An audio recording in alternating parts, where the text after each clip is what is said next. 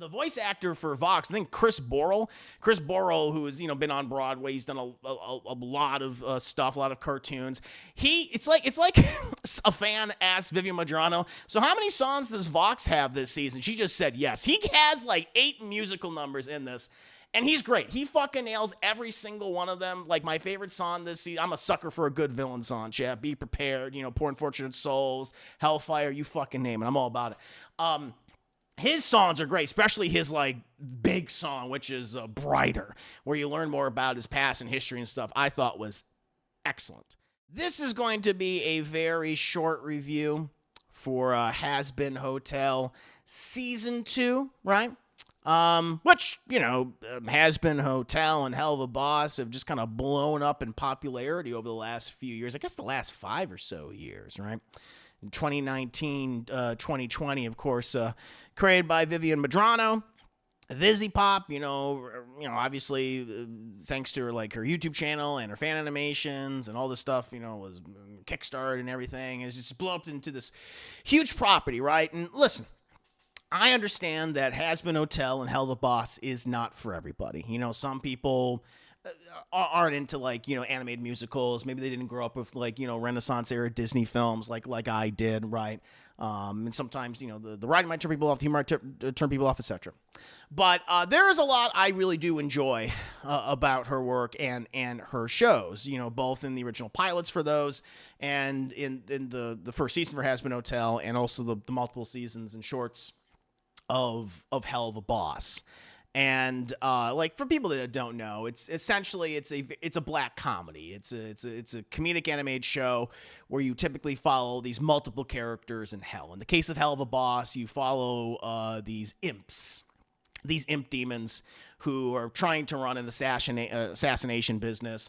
And, they deal with all sorts of aspects in hell, the politics of it all, but they also go on, crazy missions, of course. And typically in every episode, there's a musical and dance number, and they're great. Whereas in Hazbin Hotel, which you, again, start with the original pilot, and you follow the character of Charlie Morningstar, the Princess of Hell, and she wants to open up this hotel, this self-help hotel, where she wants to redeem sinners. And so they can ascend to heaven, so they don't have to be exterminated during these exterminations, which heaven has conducted, I guess. I thought for thousands of years, but I guess only 7 years, since, that's just been revealed in this most recent season. But, okay, whatever. And, the whole hotel is filled with all sorts of, weird, crazy characters. You have Charlie's girlfriend, the Vaggie. They have their bartender, Husk, who in the show is voiced by, Keith David, many other characters. Angel Dust, who's this porn demon. They got Nifty, who's this kind of little murderous maid, of course. And then you have Alistair, Alistair the radio demon, who is the host of the hotel, is extremely powerful. He's an overlord, and there's many overlords in hell who are just trying to grasp for power, essentially. And that was essentially the pilot, and Alistair joins the hotel not because he believes in redeeming, sinners or anything like that. He actually thinks that's not possible. He thinks it's ridiculous. And he's doing this, at least that, he says he's doing this because he thinks it would be funny. He just wants to see everyone fail. And, the first season, happened, and it's Charlie trying to, prove that the hotel can work, and but at the same time, she gets caught in this, political issue where heaven and its army are essentially, they want to do the exterminations twice a year, and so she feels really panicked and everything, and that leads to this big event at the end of that season where they push back the forces of heaven from hell, and one of the occupants of the hotel, Serpentius, he sacrifices himself during the battle, but it's revealed at the end that he actually was redeemed due to his sacrifice. And that's kind of where this season picks up. It's soon after that. The hotel is rebuilt bigger than ever, better than ever. She comes to learn, Charlie Morningstar comes to learn that Serpentius was redeemed. That's okay. It does work. I have to get the word out there to everyone else that is indeed possible. At the same time, you have Alistair, who is essentially, been severely weakened during the events of the finale, and is not nearly as powerful as he once was. And he is also apparently being controlled due to another deal that he worked out with another demon. some time ago. But then you also have these other villains who were introduced in season 1 called the V's, and they have a big control, a good portion of control over hell and its media. And you have like those villains are like the social media demon Velvet, the filmmaking demon and porn demon Valentino, and the kind of the leader of them who is the TV demon Vox. And they want to exploit the hotel and convince everyone to join them, basically, so then they can do a hell-wide uprising and eventually take over heaven. That's essentially the story of Hazbin Hotel Season 2. And, you know, much like in the past seasons and the shorts and the pilot, like, the animation, I think, is fantastic across the board. I really like the animation a lot.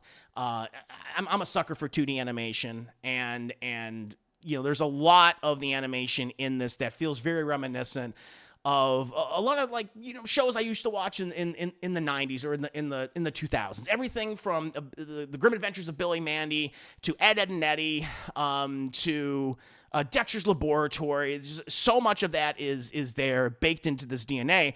And then, of course, you have the music angle of it, which is very much taken from the Disney Renaissance era. Of all those classic films, whether it be The Little Mermaid, Aladdin, Lion King, Beauty and the Beast, you name it. It's on full display. And when the show is leaning into those two things, like creating these really fantastic, you know, epic, you know, battles or dance numbers or just action sequences in general, along with these songs, like all the songs this season are bangers, particularly the villain songs. They're all great across the board. I really like them a lot. That's when the show, I think, is at its strongest. It's focusing on those three things. And the third thing being the villains. You know, focusing on the V's. I think they're great. Really getting into the backstory of the character of Vox and his aspirations and his delusions of grandeur.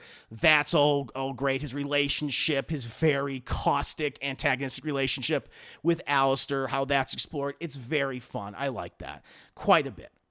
The villains essentially carry the season on their backs. They really do. Like, they must have been strained the entire time because, sadly, chat, as much as I do like this show and this world and things, you know, the weakest part I think you can always, you know, accuse it of is the writing. Is the weakest aspect, I think, has been the writing and like the main stories and some of the writing for the supporting characters. It's really on full display in this season.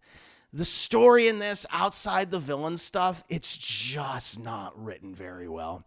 So many of our heroes that we follow, from Charlie Morningstar to her girlfriend Vaggie to like characters like Angel Dust, they're just so underwritten, or just kind of completely forgotten about. And in a lot of cases just used as plot devices, especially the character of Angel, which is a character that I think could be very divisive, but at this point, I'm like, I don't know what the hell you're going to fucking do with this character now. It's like, where are we going with this character at this point? Because I'm kind of finding them annoying. But the one big surprise was the character of Charlie, who's essentially the lead of the show, and they just have her acting so erratic throughout this entire season, to the point where she's aggravating. She just grates on your nerves. I'm like, can we just get this Charlie Morning? Where so many of her scenes are her being frantic, overly anxious, just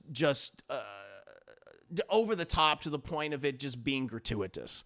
And it just kind of took me out of the show many times, sadly.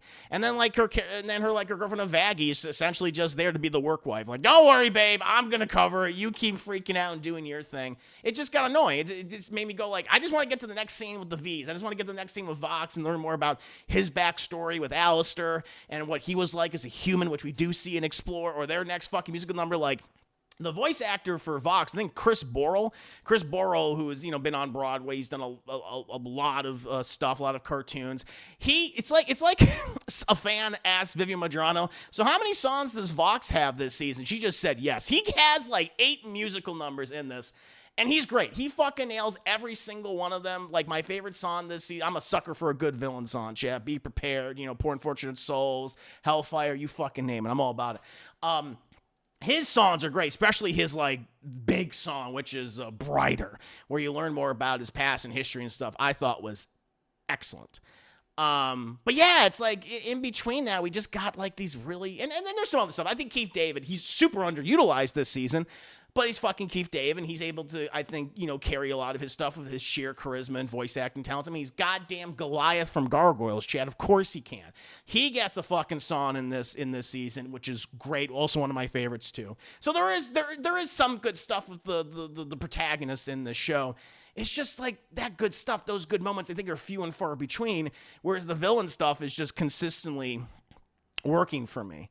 And there's just a shit ton of plot holes in it too. Like, there are big reveals as to like, who this character actually is. And even though we as the audience now know that, characters then, even though they weren't present in the scene or they weren't told, about those big pivotal moments, they just somehow know as well, which doesn't make any fucking sense. And it just kind of takes you out of it. And it's just, the writing it's just weak. It's just really fucking weak. And that's a problem.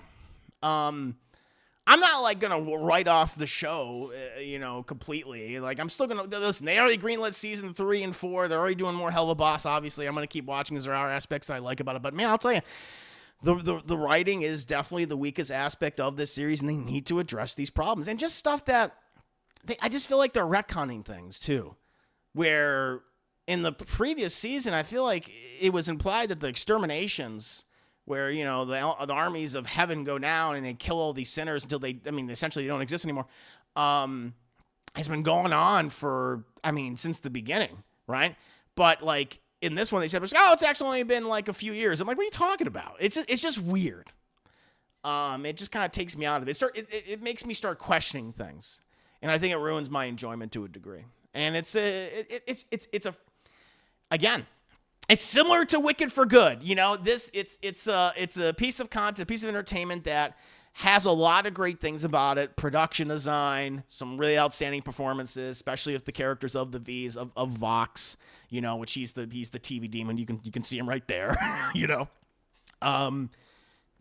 Oh, that's great. Music is really good, but man, there is just some underwritten characters, underwritten protagonists, and a story that is just not that strong. And it's frustrating. It's frustrating because there is a lot I like about this show. And I just want them to do better. So hopefully they will. Hopefully they'll, Vivian Madrano, her people, they'll take the critiques well to heart and fix a lot of these issues and fix some of these characters, or, honestly, just get rid of some of them at this point. I'm kind of done with quite a few of them. But these problems need to be addressed in the future. So yeah, overall, Hazbin Hotel Season 2. There's some things I really liked about it, no question. Like, I've been listening to the soundtrack, these songs, the score for these last couple weeks. Really good stuff. But man, the writing isn't great. But what about you guys? I'm curious. Is anyone watching Hazbin Hotel Season 2? Do you like, Chris, you're crazy. We love it. It's great. Are you more like me? You're more like, there's things I really love, but there are things I don't. Or are you like, it was trash? Let me know. Let me know, chap. Has the mom appeared yet? The mom shows up a couple times. Okay. I'll spoil something. I'm going to spoil the very end of the season. It literally ends with the mom calling Charlie. It literally ends that, and her picking it up, and we don't know what happens next. It's like, we gotta wait a whole fucking year or whatever. It's like, come on. But she pops up a couple times throughout the show. But she doesn't have any speaking lines or anything. And apparently the next season is going to be very focused on her. So no more like big fucking mysteries. Like, let's cut to the meat here. Let's get to the goddamn meat and potatoes. All right. So we'll see, chat. We'll see. Oh, let me see what everyone's saying. It was so sure. I was so sure until I was. I basically have Chris when it comes to the season. I have been thinking about other plot holes and point them out to him. Yeah. That's the thing. It's just like, what about this? What about this? What about this thing? And there's a lot of that. There's a lot of it. It's like, yep. And you're like, yeah. Just gotta shrug your shoulders. Like, yeah, it doesn't make any sense. More like Hazbin Hotel. Oh, you joke. It's so funny you make that joke, Dil Murray. They made that joke in the first season. Alistair, he made that joke. C2 Slub is not coming. That's true. It's a bit of a slump. It's a sophomore slump, in my opinion, where I still feel like, yeah, you could probably critique the writing in season 1 to a degree, and a lot of people have. I was not as overly critical of it, because I thought, like, overall, it's still, like, we got to the end. I was like, no, this actually worked. And you had characters that showed growth. That's the thing. You have characters that went through change and showed growth and became either better or worse, right? But then we go back to this, we start this season, and it's like none of that development even happened. And I was like, what the fuck are we doing? I was like, wait a minute. But I just saw like eight previous episodes that showed their growth, and now you're telling me like, nah. It's like, what do you mean? So that I think is annoying. Yeah, I'm still going to watch season 3, 100%. I'm still going to watch season 3. I'll check out season 4, obviously. So, no doubt. But it's like, yeah, no, it needs to be pointed out. It needs to be criticized. So, we'll see. About that, my friends, that's my review for Hazbin Hotel Season 2. Definitely a mixed bag, to say the least. Music was better this season, I agree. And Season 1 had music across the board was wonderful. But it's even better here.